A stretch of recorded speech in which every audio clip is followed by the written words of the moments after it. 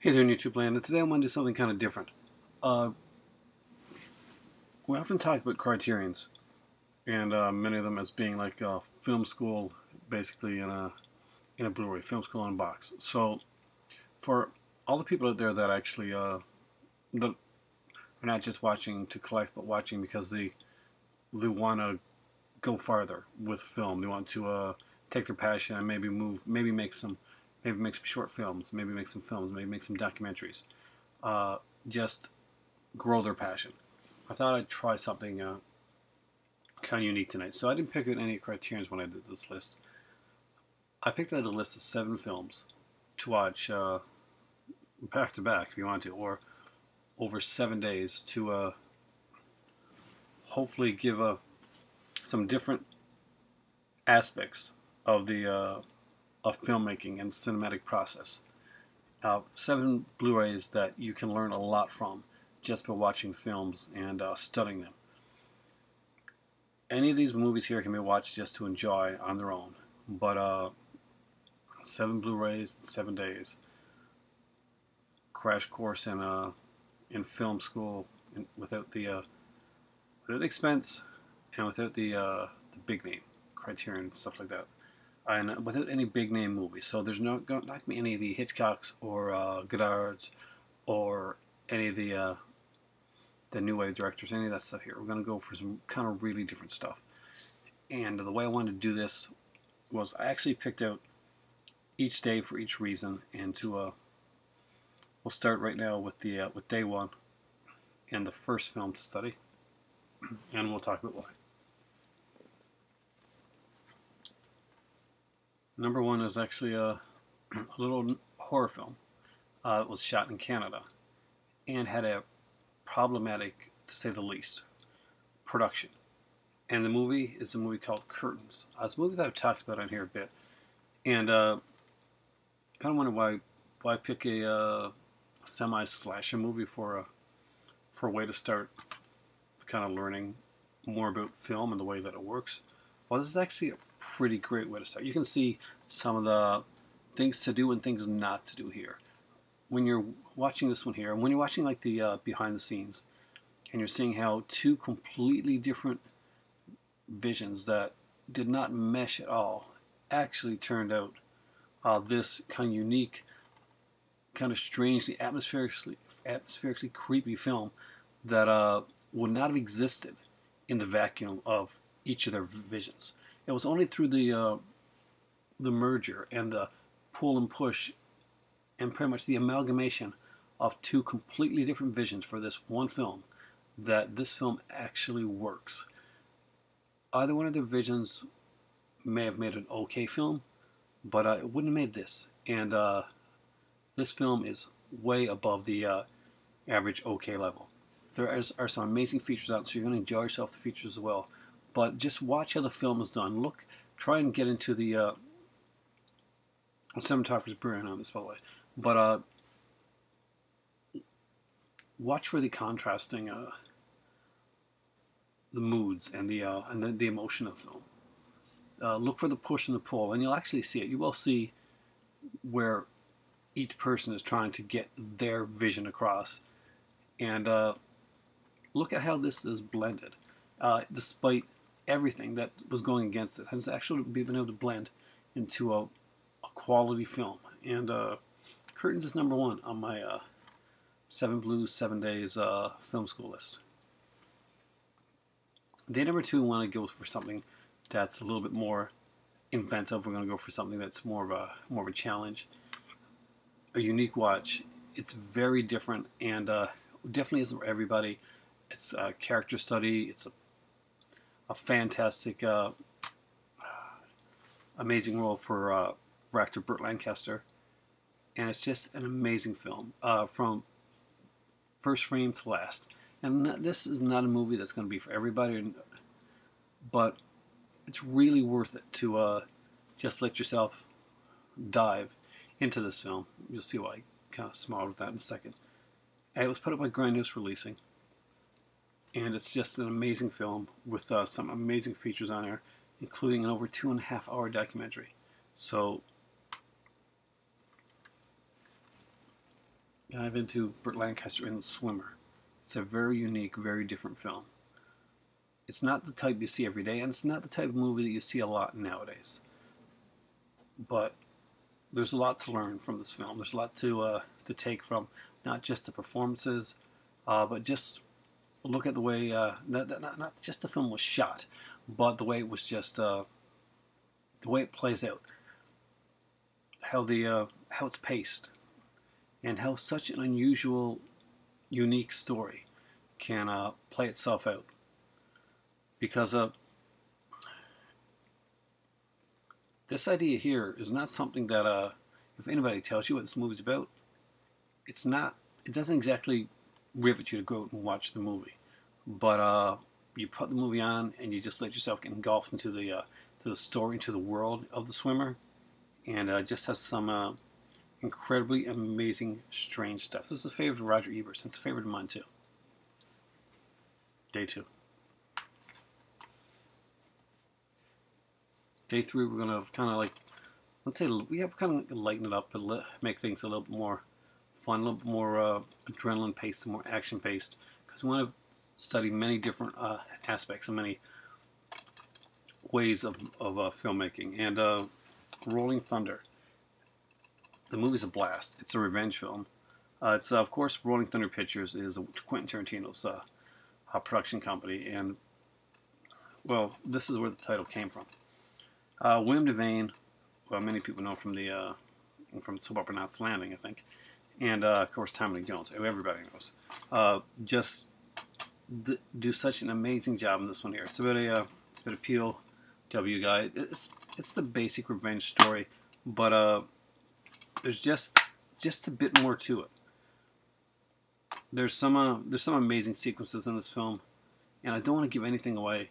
I'm just going to say, let yourself just let the wave just come over you and engulf you into the film. Let yourself go into the world of I forget what's his name again? Charles Raine, right? Charles Raine, yeah. Let yourself get involved into the world of Charles Raine and see exactly where it is. This is not it's a unique film. I like where it takes you, and study where it takes you. Study where it takes the actors, and how and the choices that's made throughout the film to do certain sequences. Really try not to give anything away, but watch the film. And when you're watching a lot of these movies, and you watch them just for more than fun, for more than enjoyment, you're just watching them to study and stuff like that, then watch the film, watch more than once, and let the set pieces that you think really come to the forefront, that really leave an impression on you, let those things come out, and three-dimensionalize them off the screen. See what you can, and just picture it from the different angles that it could be shot at, the way that it could be. Yeah, no. Day number 3. Number 4 is a very different film, and the unique thing about this is it doesn't have this. It has a narrative, but it doesn't have the conflict in a way that you would see with many films. You look at the cover of this film here, and you're kind of expecting something a little different. Ed Harris is in this one. Tom Savini's in this one. It's George Romero's Knightriders. This is a really unique film. It talks about a credo, a way of living, different aspects of what they do, and I guess the way I could say it, I don't consider any real bad guys in this film. This is not driven in the black and white context of how to make a film. This is a really different, unique approach and style to the way this film is done, and a lot of people were turned off by that fact, by that it's not just a biker gang against biker gang. It's not like, or it's not Sons of Anarchy. It's not anything like that. It's a very uniquely different done film. It challenged you to watch and keep watching for like 145 minutes, but it's a brilliant place to go. And like I say when I talk about some of the best films that you can watch, is that you like visiting the worlds that these films are made in, and you can see yourself staying there for a bit. You can do that with George Romero's Night Riders. You can actually stay in that world for a bit because it's a fully realized, conceptualized world that truly seems real and realistic. You don't look at this like, honestly, this is a guy in armor on a motorcycle. That could have gone horribly, horribly wrong. And I'm sure for some people that's watching this right now, they're going to think this was a movie that did go horribly, horribly wrong. But I digress. I really don't think so. I think this is a movie that really needs to be reevaluated and rewatched. It's an underrated classic, in my personal opinion, and it's something that definitely I'm proud to put as day 4. Everything in here is done for a reason in a certain order. Next up is a movie that nobody is going to mistake for being any good at all. Actually, it's probably one of the most incompetently done and badly edited films that you're ever going to see. It's a mishmash of other films pretending to be an anthology film, and yet its badness is almost strangely hypnotic, and it's become known for that. It's become known for what it was. And the neat thing about this film is, as well, is that although this is an anthology film, it was taken from films that weren't quite shot, weren't quite finished, weren't quite made. But one of them was finished, one of them was made, and that movie was called Greta. And the movie is Night Train to Terror. So not only do you get to study a really badly made film and see how things can be done amazingly bad and still manage to give an entertainment value on a different level.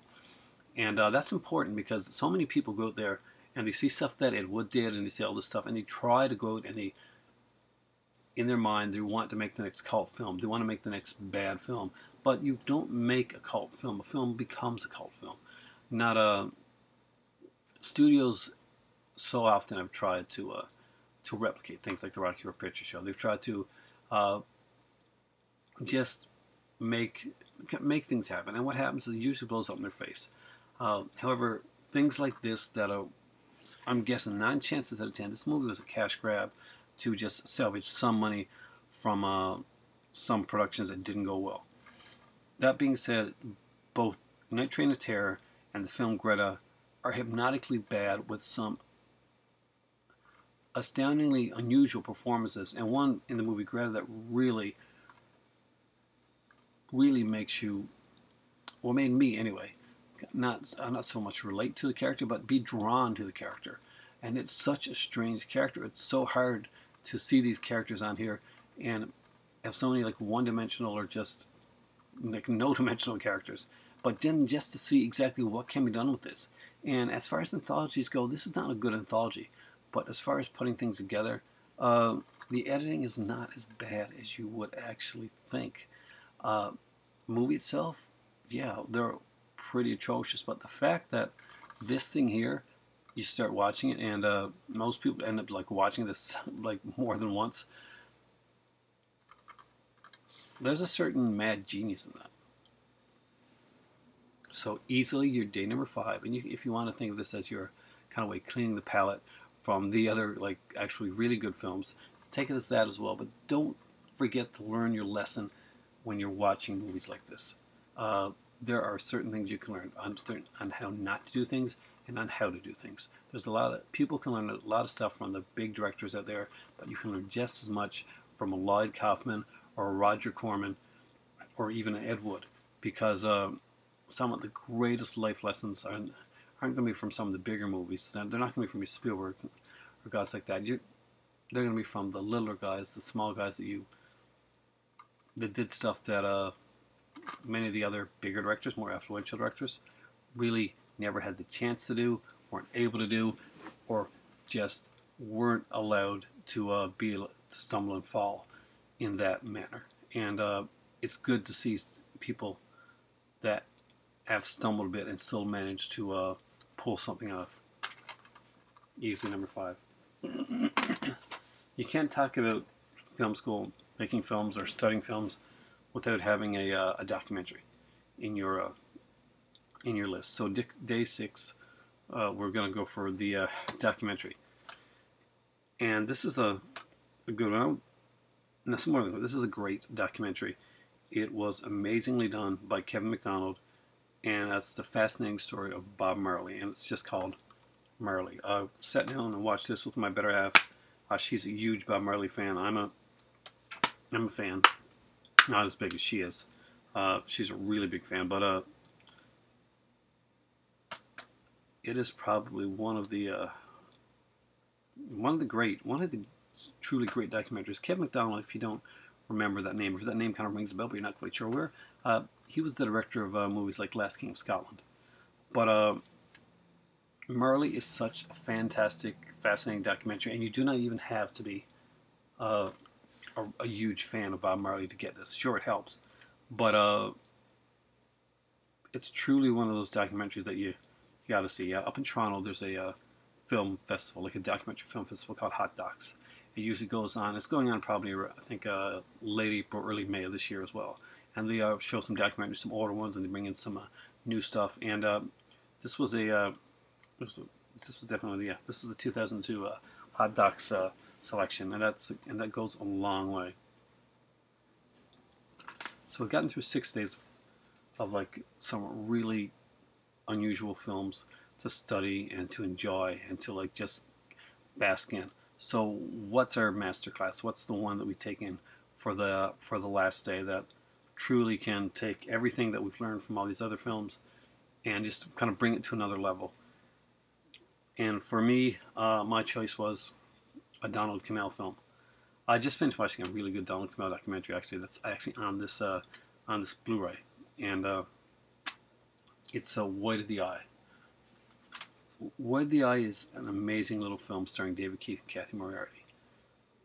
This could have been a generic brand slasher film, but Donald Cammell has just taken it and moved this into a whole uniquely different level. The visuals in this are stunning. The performances are amazing, and oh man, David Keith just goes beyond into very creepy, very disturbing territory. And luckily, with the steady hand of directing that's on here by Donald Cammell, it's like you really get to get into the killer. You get to see from both the killer's and his mates' perspective, and it's really different. It's really unique. It takes some really bold chances with some of the stuff it does.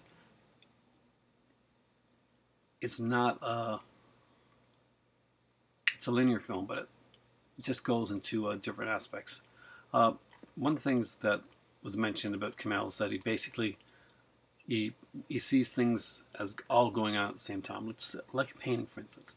If you're looking at a painting, there'll be like, say you're looking at a painting of a picnic, and you see the family, and they're sitting down, and they're at the picnic, and they're reading. And in the background, there's some people playing frisbee. There's a swan along the water. There's somebody coming. There's like a fish that's kind of coming up, kind of jumping up. There could be a million things going on. But Donald Cammell was able to, within his films, take those million things that are going on within a portrait or a picture, and instead of like just one thing, let's follow this through here, he was able to like bring everything together to come at once. It's really hard to explain, but as you watch his film, you'll understand. And any of his films, Performance is a great film as well. You'll understand exactly what Cammell can do, and how he manages to manipulate both the viewer and the actors, and basically he manipulates everything to do an extremely amazing, incredible mesh of just beautiful stuff. This has a fantastic score. It's a wonderful film, and it's a great way to just finish off your 7 days of alternative film school. My entire life, from as far as I can remember, has been like watching films, reading about films, enjoying films. But more than anything else, it's been in the study of film. And it's something that I feel strongly about, something that I really can get behind, and hopefully some of these choices here will be something that maybe will be a new favorite to you, even if you're not watching to study. Every one of these films that I'm showing you here are enjoyable films in and of their own right, and have great merit. So truly, I hope you actually able to, like, just, even if you just see one or two of those films, just watch them. And you don't even have to study, but if you can, that's great. If you're on your way to become the next great filmmaker, I hope to God that I get to see and enjoy much and many of the work that you do. And your greatest success is equal to and on par with what your greatest failure is going to be out there. Because from each one you're going to learn, but from your failures you're going to learn more. And hopefully from these films here you're going to learn from both the good and bad aspects of what they did, and how sometimes what seemed like insurmountable odds actually brought out some amazing work that they can be extremely proud of. And I'm sure that if you're anything like a Donald Kamal, or you can put off the next The Swimmer, if you can pull off a product like that, I'm just extremely excited to see where you as a filmmaker are going to take us, because we are here to learn and to enjoy and to have fun. So whether you're watching films just to enjoy them, or you're watching films because it's a passion or something that you want to do in the future, there's always a place to start. And as great as it is to look at the masters, it's important to know the others as well. You're not going to learn what you need to learn about making films just by watching Hitchcock. You're not going to learn it just by watching Fellini. Are you going to learn stuff? You're going to learn stuff from each and every one of those guys. But if you're not letting yourself go outside your the barrier of what is quote unquote the big films, then there's a level of filmmaking you can get to with that, and it can be a very straightforward, and there's nothing wrong with it, a very decent level of filmmaking. When you're watching stuff like The Swimmer, when you're listening to same as when you're listening to music, and you're listening to different stuff, and you're getting to like more experimental stuff, and you maybe start with like some country and some pop, and you like listen to some punk and some different types of metal, and some fusion music, and you're learning how it goes. It works the same with film. There's just so many different like levels and layers and fusions of film out there that are truly worth diving into. So here's 7 guys, 7 days of film school and 7 Blu-rays. Hopefully you will get to enjoy each and every one of those, or at least some of them. So that's my unique, different take tonight. I wanted to do a list video, but I wanted to do it with a bit of a twist. So for all you film lovers, cinephiles, and budding or already there filmmakers, I salute you. It's not an easy job. It's not an easy task, but it's worth it, and it's amazing. So get it there, guys. Get it there and be amazing. Say hi to the giant lobster in the sky. For me, it's good night, because I'm going to go grab my tea now and put these movies back, and then just hit the bed, because I'm really tired. It's after 3 in the morning. Thanks for watching. For me right now, it's time for tea. Make something amazing. And not just in film. Just be amazing in every aspect of your life, because you can. Just because you can.